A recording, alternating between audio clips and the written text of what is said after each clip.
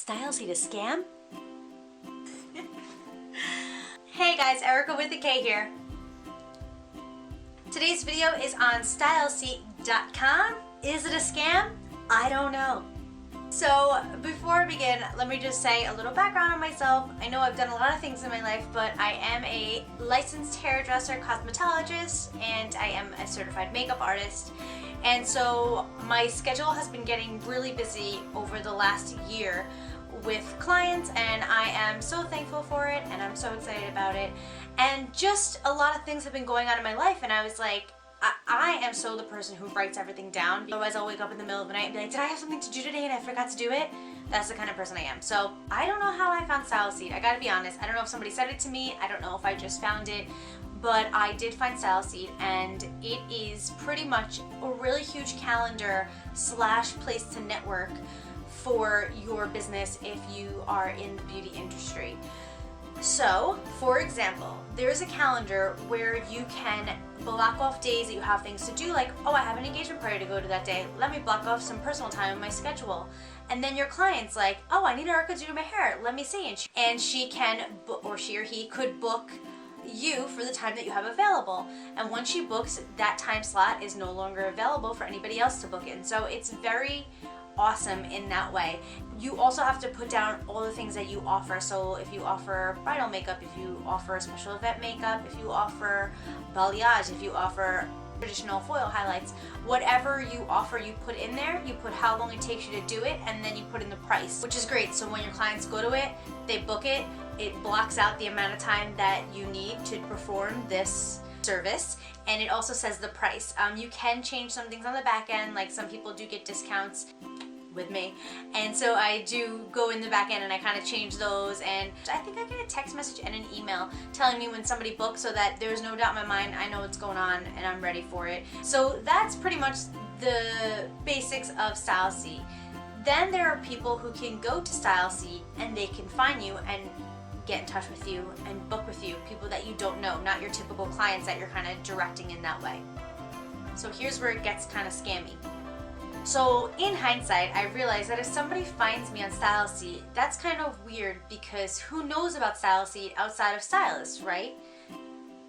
Probably nobody, unless you're a scammer. So I got an email from somebody on StyleSeat, and it came in my email and it said, do you accept credit cards? And I said, yes, I do accept credit cards, because I do. And about a month later, I got a message from somebody else, a different name, both very generic names, like John Wilson or so-and-so Smith, like very generic names that, like, you know, a scammer would call themselves. So then I got an email from a totally different name, and it said, okay, good. I'm looking for my daughter's wedding. The wedding party has this amount of people. What are your prices? Blah, blah. So as soon as I get job bookings from people that I don't personally know, or people who aren't referred to me, I always get a little suspicious and I get nervous.